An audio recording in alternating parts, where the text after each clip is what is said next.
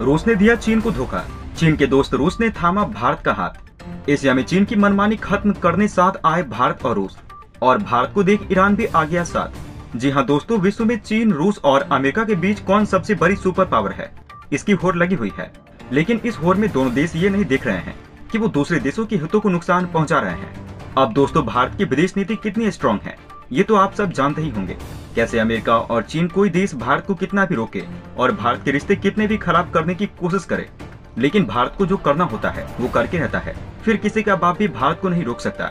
दोस्तों, अमेरिका ने भारत और रूस के बीच व्यापार को लेकर कितनी ही परेशानियां पैदा की है, लेकिन इन आपत्तियों के बावजूद भारत और रूस के बीच व्यापार को अब गति मिलने लगी है। जी हाँ दोस्तों, भारत और रूस के बीच व्यापार के लिए कम दूरी का नया मार्ग विकसित हो गया है, जिसका नाम international north south transport corridor है।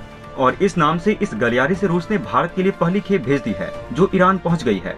दोस्तों, ये प्लान भारत और रूस का था, जिससे एशिया में बढ़ती चीन की आक्रामकता और उसके विस्तार को रोकना था।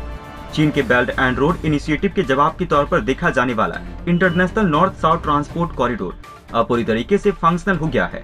रूस की ट्रेन से भारत के लिए माल की पहली खेप बीते मंगलवार को ईरान तक पहुंच गई है।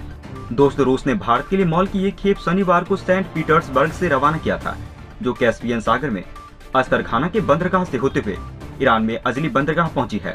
वहां से बांदर अब्बास पोर्ट के जरिए भारत के पश्चिमी छोर के बंदरगाह तक पहुंचेगी।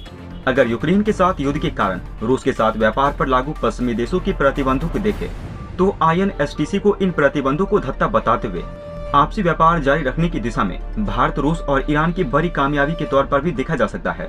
दोस्तों, ये north south transport corridor Bharat के लिए क्या फायदेमंद है, इसका अंदाजा आप इसी से लगा सकते हैं कि रूस से भेजा गया ये माल भारत तक पहुंचने में 25 दिनों से भी कम वक्त लगेगा।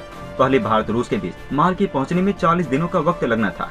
International north south transport corridor की खासियत सिर्फ यही नहीं है कि इससे रूस और भारत के बीच व्यापार में वक्त बचता है, बल्कि मौजूदा भू राजनीतिक चुनौतियों के बीच ये सबसे आसान विकल्प है। साथ ही इस रूट से भारत और रूस के बीच व्यापार की लागत करीब 30% घट जाती है। दोस्तों, नॉर्थ साउथ ट्रांसपोर्ट कॉरिडोर की नींव तो 12 सितंबर 2000 को पड़ी, जब भारत, रूस और ईरान ने सेंट पीटर्सबर्ग में एक समझौते पर दस्तखत किया। इसका मकसद सदस्य देशों के बीच परिवहन को सुगम और सस्ता बनाना था। ये कॉरिडोर हिंद महासागर और फारस की खाड़ी को ईरान के रास्ते कैस्पियन सागर को जोड़ता है। वहाँ से गलियारा आगे बढ़ते हुए सेंट पीटर्सबर्ग और रशियन फेडरेशन से गुजरते हुए यूरोप के उत्तरी हिस्से तक पहुँचता है। दोस्तों, इसके 5 वर्ष बाद 2005 में अजरबैजान भी इस समझौते में शामिल हो गया।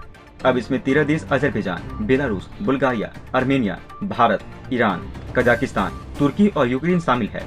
उत्तरी पश्चिमी यूरोप के लिए रूसी फेडरेशन, काकेसस के लिए, कैस्पियन सागर के लिए ईरान, फारस की खाड़ी मिलकर इस प्रोजेक्ट को पूरा करते हैं। दोस्तों, 7200 किलोमीटर लंबे इस ट्रांसपोर्ट नेटवर्क में समुद्र, सड़क और रेल मार्ग का निर्माण किया जा रहा है। ये भारत और रूस के बीच सबसे कम दूरी का रूट है। अब भारत और ईरान की चाहत है कि INSTC को ईरान के चाबहार पोर्ट से जोड़ दिया जाए, जो भारत के लिए अफगानिस्तान और वहां से मध्य एशिया पहुंचने का मार्ग है। इस रूट से भारत और रूस के बीच हर वर्ष 2 से 3 करोड़ टन माल ढोया जा सकता है। अभी इस रूट पर भारत से ईरान और अजरबैजान होते हुए रूस के साथ कारोबार होगा। ये रूट मुंबई, मास्को, तेहरान, बांदर अब्बास, अस्तराखानन, आंजली बंदरगाह बड़े शहरों को आपस में जोड़ना है। लेकिन दोस्तों, अगर आपने देखा हो तो इसमें कुछ ऐसे भी हैं जिनके साथ चीन के काफी अच्छे संबंध हैं, जैसे कि सबसे पहले तो रूस, फिर ईरान और तुर्की। लेकिन इन सब के बावजूद ये सभी देश भारत के साथ नॉर्थ साउथ ट्रांजिट कॉरिडोर में भागीदारी क्यों कर रहे हैं? तो दोस्तों, मैं आपको एक एक करके बताता हूँ कि इस देश के साथ चीन की क्या क्या समस्या है। दोस्तों, सबसे पहले बात करते हैं रूस की।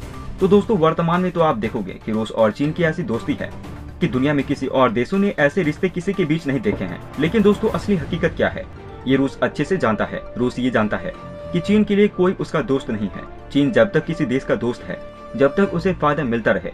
जहाँ फायदा खत्म, चीन खुद उस देश पर हमला कर देता है। अब दोस्तों, आप सोच रहे होंगे कि चीन रूस पर हमला क्यों करेगा। तो दोस्तों, दरअसल पिछले साल एक वीडियो वायरल हुई थी चाइनीज सोशल मीडिया पर, जहाँ पर एक पूरी PDF फॉर्मेट में चीन के पूर्व सैनिक और राजदूतों ने आने वाली 50 साल के लिए चीन को कौन कौन सी जंगें लड़नी है, उसका पूरा खाका तैयार किया था। दोस्तों, उसमें से लिखा था कि 2025 तक ताइवान से युद्ध, 2035-2040 तक भारत से अरुणाचल प्रदेश के लिए युद्ध, और 2050 तक रूस से युद्ध, और 2055 में फिर जापान से युद्ध द्वीप के लिए। अब दोस्तों, आप सोच रहे होंगे कि रूस से युद्ध क्यों? तो दोस्तों, चीन में फर्क है कि उससे शांत नहीं रहा जाता है। अब दोस्तों, दरअसल चीन सोचता है कि 500-600 ईस्वी सदी में चीन के बहुत से साम्राज्य का रूस के कुछ इलाकों पर कब्जा था। वहाँ तक उसका विस्तार था। अब चीन उसी साम्राज्य का विस्तार करना चाहता है। और दोस्तों केवल यही एक कारण नहीं है रूस का नाराज होने का। दरअसल रूस देख रहा है कि इस समय जहाँ जहाँ रूस के सैनिक तैनात हैं, जैसे कि सीरिया और कुछ अफ्रीकी देशों में, वहाँ के आतंकियों को चीन की सरकारी कंपनियां हथियार प्रोवाइड करवा रही है। और रूस को ये कभी भी नहीं भाया और इसको लेकर अभी भी रूस और चीन में मतभेद है। दोस्तों रूस और चीन के रिश्तों की हकीकत क्या है, मैं आपको एक उदाहरण देकर बताता हूँ। रूस और चीन के रिश्ते एक गमले की तरह है जो 2 टुकड़ों में टूट चुका है, लेकिन बस उसको चिपकाकर जोड़ दिया गया है। लेकिन दोस्तों जिस दिन ये जोड़ हटा, दोनों देशों के बीच दुश्मनी पैदा हो जाएगी। अब दोस्तों बात करते हैं चीन और ईरान की। तो ईरान में बेशक चीन पैसा भर भर कर निवेश कर रहा है, लेकिन दूसरी तरफ ईरान को डरा हुआ है। और पाकिस्तान और श्रीलंका के उदाहरण देख ईरान को अब डर लगने लगा है कि वो चाइना के डेट ट्रैप में न चला जाए। और दूसरा कारण ये है कि चीन जो निवेश ईरान में कर रहा है वो बस पैसा झोंक रहा है। वहाँ काम सारी चीन की कंपनियां और चीन के नागरिक काम करते हैं, जिससे ईरान के लोगों को किसी भी तरह का रोजगार नहीं मिल रहा है। वहीं दोस्तों भारत जहाँ निवेश करता है वहाँ भारत सिर्फ पैसा निवेश करता है, बाकी सारा काम वहाँ की कंपनियां और वहाँ के लोग करते हैं।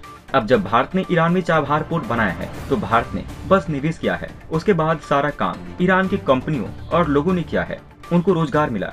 और दोस्तों बात करूं तुर्की की, तो बेशक से तुर्की भारत के बारे में गलत कितने भी बोल ले, लेकिन उसे पता है कि भारत की बहुत सारी कंपनियों ने तुर्की में अपनी पैठ बना रखी है। जिस दिन भारत ने अपनी कंपनियों को वॉकआउट किया, कहां उस दिन तुर्की की जनता परेशान हो जाएगी। और दोस्तों तुर्की इस समय FATF की ग्रे लिस्ट में है और तुर्की को निवेश की जरूरत है, इसलिए वो चाहता है कि भारत रूस के साथ नॉर्थ साउथ ट्रांजिट कॉरिडोर से मिलकर वो अपने देश की अर्थव्यवस्था को कुछ उम्मीदें दे सके। इस कारण तुर्की ने इसको ज्वाइन किया है।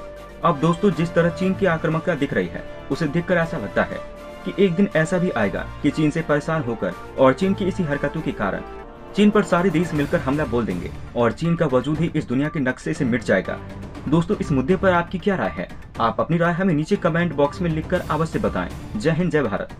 दोस्तों अंत में हम आपसे एक महत्वपूर्ण जानकारी साझा करने जा रहे हैं। नीचे डिस्क्रिप्शन में दिए गए लिंक पर जाकर आप इंडियन आर्मी मर्चेंडाइज खरीदकर सपोर्ट कीजिए और पूरे देश का हौसला बढ़ा दीजिए। जाने से पहले वीडियो को लाइक और शेयर करें तथा चैनल को सब्सक्राइब करना न भूलें। तब तक के लिए धन्यवाद। जय हिंद, जय भारत। अच्छा सुनो, चैनल को सब्सक्राइब करो, उसके बाद घंटी बजा देना ताकि अगली वीडियो आपसे मिस न हो पाए। Thank you.